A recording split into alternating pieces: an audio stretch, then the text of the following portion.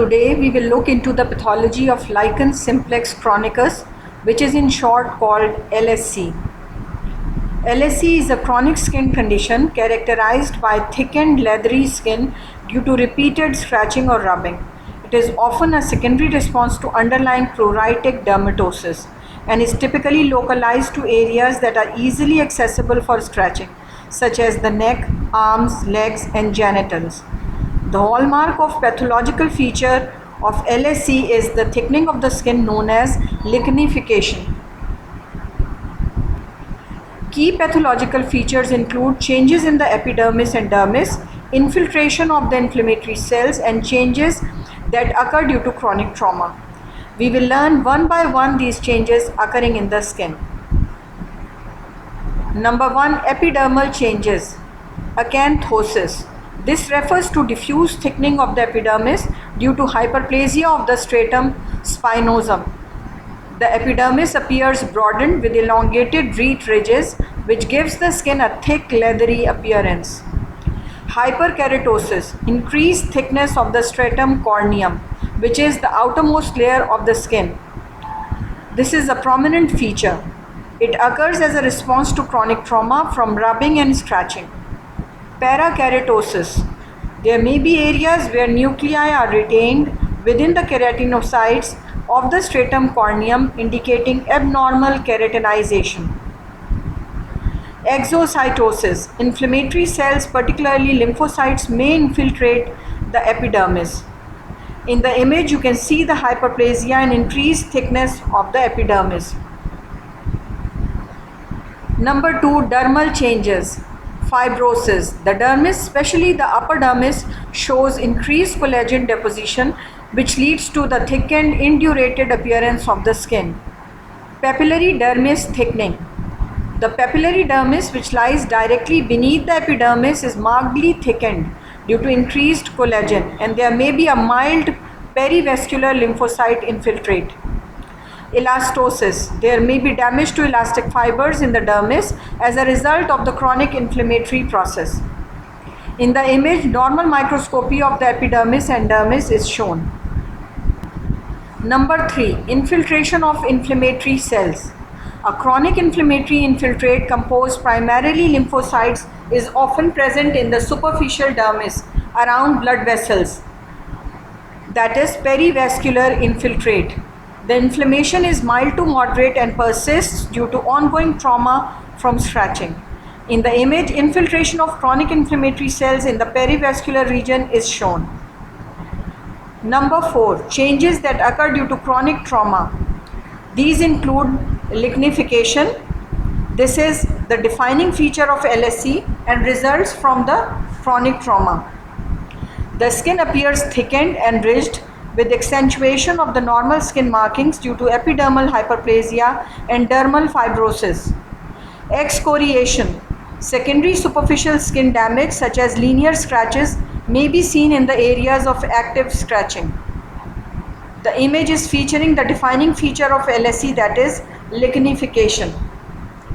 This slide shows an image of a circumscribed pruritic plaque on the dorsal aspect of the right thumb. The plaque is thickened with exaggeration of normal skin markings. This is a typical finding of LSC. The diagnosis of LSC is primarily based on clinical examination, and in some cases, skin biopsy is required.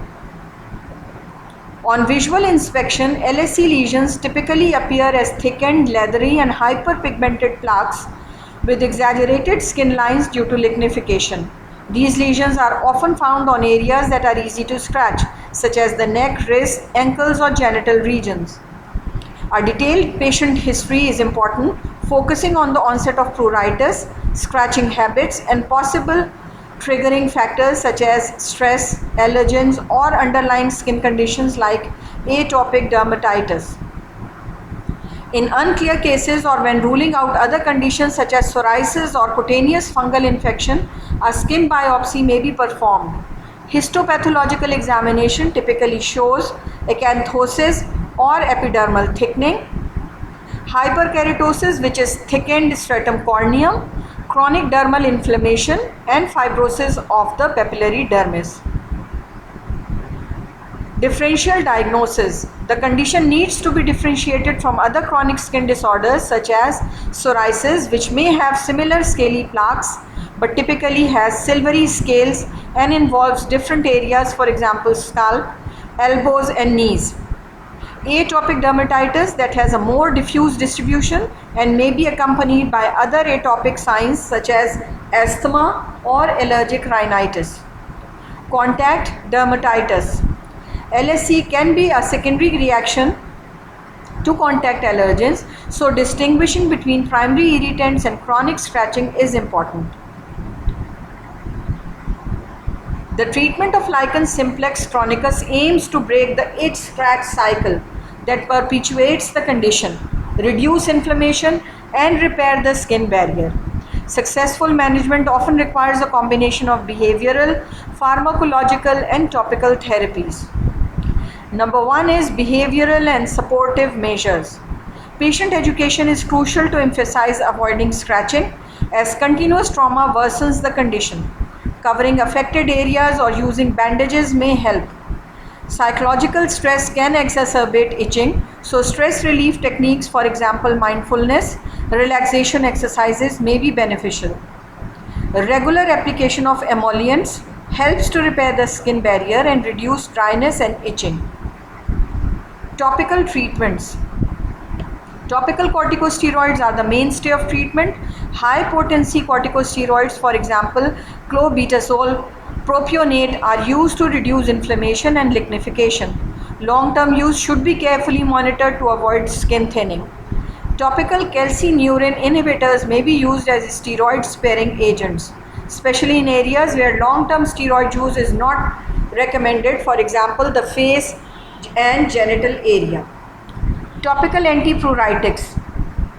Methanol or camphor containing lotions can provide relief from itching. Systemic treatments. Oral antihistamines can help reduce itching, particularly at night, and may help break the itch-scratch cycle. Sedating antihistamines like hydroxyzine or diphenhydramine are often used. Oral corticosteroids. In severe or resistant cases, a short course of systemic corticosteroids may be prescribed to reduce inflammation rapidly.